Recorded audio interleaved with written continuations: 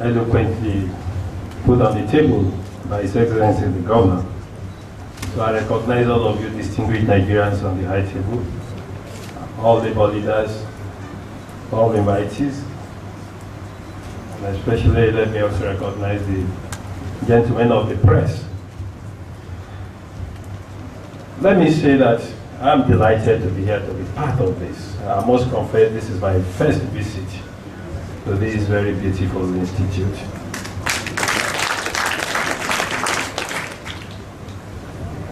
And so I must thank Joshua Iboyedokun, who insisted. In fact, he gave me another, like as an exam, that I have to be here. I tried to make excuses. But in the last 5 weeks or so, it's as if my mandate covers Abuja territory only, because we had one meeting or the other in Abuja. And for this week, I was determined to stay at home. So I insisted I had to be here. So I'm here, sir. Thank you for inviting me. I've learned one of those things here.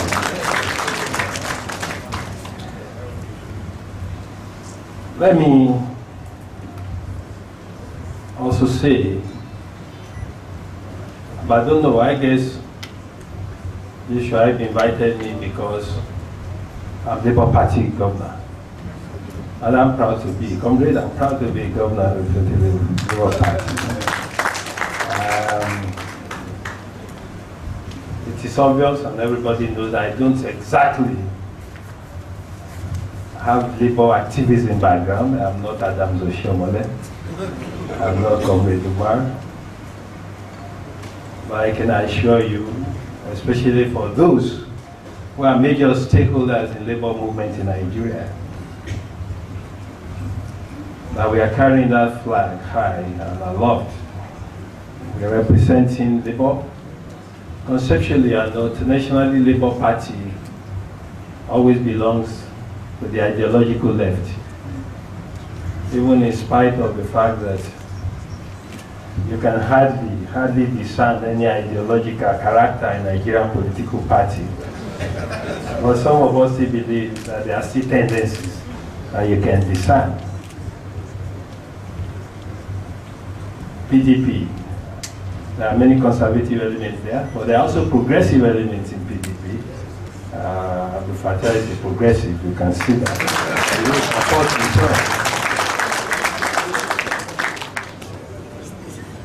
Of course, in ACN, there are many conservatives there, a few progressives there.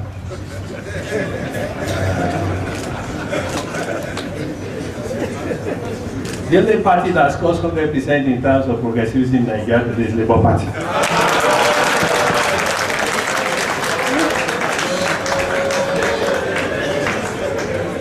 I don't want to bore you. It sounds nebulous to talk of this, but if this had been about ideology, I would have given you some empirical evidence. I think the State Labour Party is the most progressive party, most progressive government in Nigeria today. For obvious reasons. We try not only to be pro-labor, but also to be pro-people. Comrade may wonder why I'm trying to make that very controversial or potentially controversial distinction between being pro-labor and being pro-people. In most cases, being pro-people and pro-labor, but in some cases, you may not be too sure. But that's for another day. And let me just say this, comrade, that to my knowledge, the governors are yet to take position on this issue that you raised. I was asked Fatah whether it was at any meeting where this was specifically discussed. But I know one thing, and I don't want to shy away from that. One issue that has generated a lot of interest and concern with the governance is the fact that agreements reached by federal government get rammed down the throat of governments, irrespective of ability and affordability at state level. And we think that this is very offensive to federalism, that as much as possible, employers should have be given the opportunity to negotiate emoluments and conditions with their employees. And we have always argued that we are not equally endowed. I'll be fooling myself, for example, as governor of Ondo State, if I want to say I'm as endowed as Rivers State or Akwa Ibom. And in terms of what is affordable in Ondo State, it may not be the same as what is affordable in some other states. But ultimately, the principle of minimum wage, a wage properly defined, taking into consideration affordability across the board, especially using the least able to pay as benchmark. Because after all, when you say minimum wage, it is only defining the minimum benchmark. Nothing says you cannot go above it. So in defining minimum wage, the benchmark should be the weakest link in the chain. And we have no objection to that. And we think it's very protective of workers. And we are pro-workers. We believe that workers should be protected. But we also believe that some of these negotiations should also include the direct employers and also the ability to pay should also be a major factor. So comrade, governors are not anti-minimum wage because we are progressive in terms of appreciating the fact that workers should have living wage. And I'm not going to talk about fuel subsidies since everybody's avoided it, even the ministers avoided it. So I won't talk about it. But I want to say that I want to congratulate the board of management of this institute. Like I said, this is my first time here. But those who should know, I've said that your practice here is in conformity with best global practice, and that you have capacity to expand, to be an international institute, and that in terms of your output, that you can compete favorably with any such institute anywhere in the world. So I congratulate you for the management of this institute. I must also comment on the appropriateness of the theme for this summit, which is about effective conflict management mechanisms for sustainable development, building consensus and all of that. I think Roma mentioned it. I would say this year, if you should dub this year, it should be dubbed the season of strikes. Strike actions, there was a time there was one form of strike action or the other in more than 25 states of this country. And I just pondered, and I think that something must be wrong. Either with the workers, with the employers, with the institutions, or with the mechanisms that we have put on ground. And I'm sure that this will be a challenge for an institute like this, which is supposed to actually be great box of a mechanism that will ensure consensual building in labor relations. And I must reveal the secret.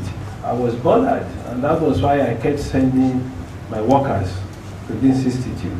But how we can have creative ways of generating consensus so that we can put some lead on strike actions. And I must also comment, I don't know whether it's appropriate, and I also don't want to sound anti-labor after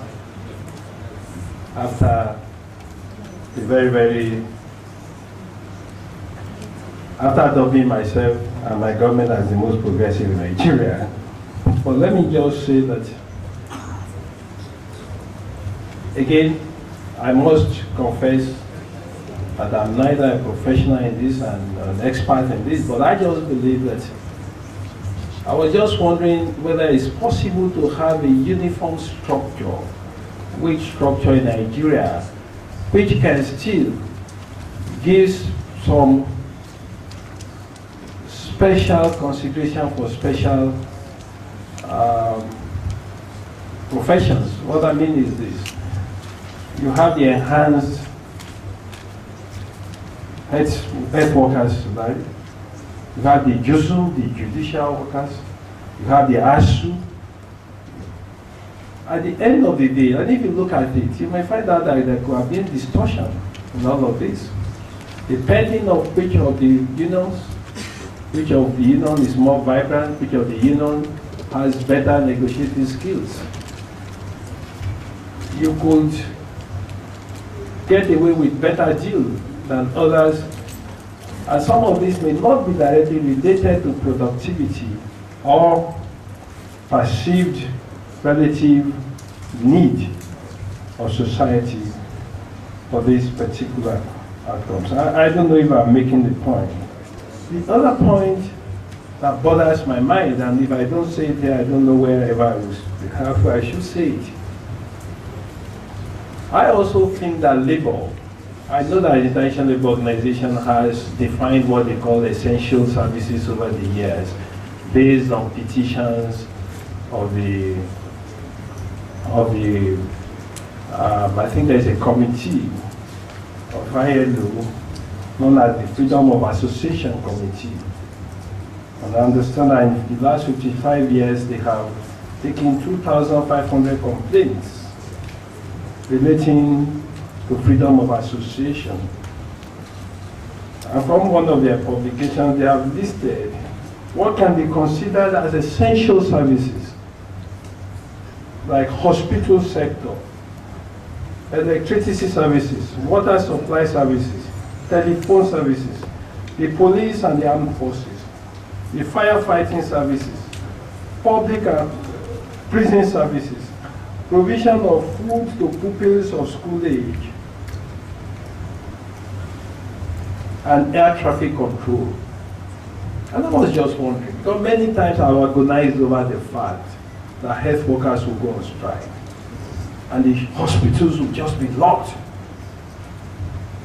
At the end of the day, I find it difficult to justify, either morally, I don't know any consideration that can justify shutting the doors of hospitals to patients.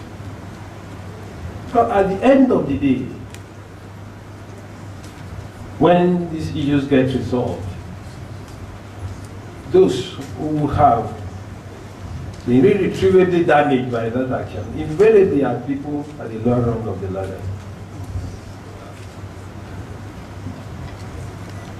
I've had to tackle maximum mortality in Ondo State. We've tackled it. And I thank God that my effort is already receiving global acclaim at the World Bank.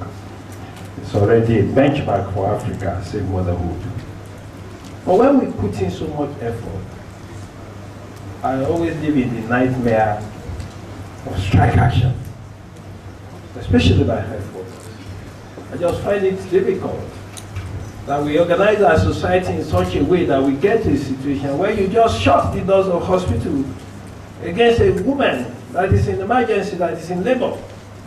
And I think that an institute like this should look for a very creative way of ensuring that these essential services don't get shut down under any circumstance because of labor negotiations or disputes arising from inability to build consensus. I have not said, and in whatever creative formula, all interests must be considered. The fundamental right of the workers to agitate for improved conditions of the movement, and also the fundamental right of society to assume that society should be organized in such a way that some minimum basic essential services should be available. I just saw these issues that have bothered me for some time, and I just thought this would be an opportunity to put it on the table in an academic institute like this, to find out our homegrown creative ways to ensure that we never shut our hospitals against our patients, and also other essential services that we will define based on our experience and our realities as a nation. Having said all of this, I've also been told that it's also customary for me to let you know that in Ondo State, the Sunshine State, we have, since we came on board, tried as much as possible to put on the front burner the interests of our workers. And I have a list there which I will mention some of this. We have carried out the restructuring of the public service, which has resulted in the appointment of administrative secretaries in the local government service and tutors general in teaching service with the status of permanent secretaries. This is to ensure that everybody that in the local government service or teaching service can aspire to get to the peak of being permanent secretaries. And this has also, to a very large extent, addressed the distortion in the system of people wanting to transfer from one job service to the other. We were, of course, among the first to approve the payment of the teacher scale of 27.5 and 12.5. Payment of 50% of basic salary to all workers at the end of the year. That's package since we came in 2009. In this era of minimum wage and enhanced, I'm still praying that we'll be able to continue this year. So we'll try. Training and retraining of all categories of workers in the civil service have enjoyed tremendous boost since we came on board. And you have heard the evidence of that from the director of this institute. Increase in allowances payable to staff of judiciary by 70%. Approval of the new salary scale for workers in the health sector. Implementation of the new minimum wage up to level 7, and before then the relativity, which was like a killer punch, but we implemented it. And we have tried to recruit workers since we came on board. We paid 1.4 billion naira arrears of pension to school teachers when we came on board for all square school. And we have continually paid pensions and gratuity.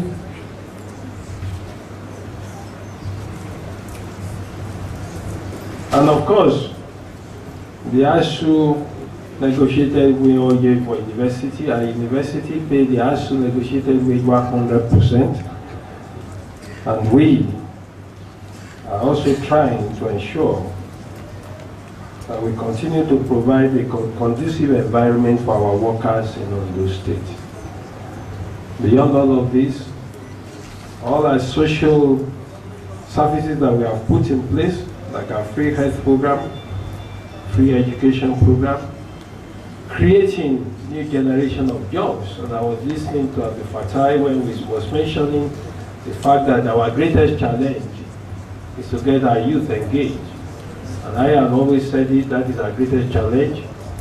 As a nation, in Ondo State, we are leveraging on agriculture. We are building 3 farm settlements. One of them has been completed, and we have engaged 1,065 graduates working on one of them.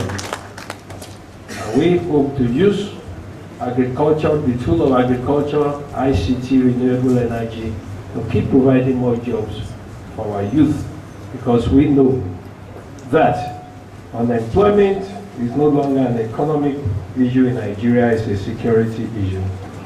Once again, let me say that I feel delighted to be here.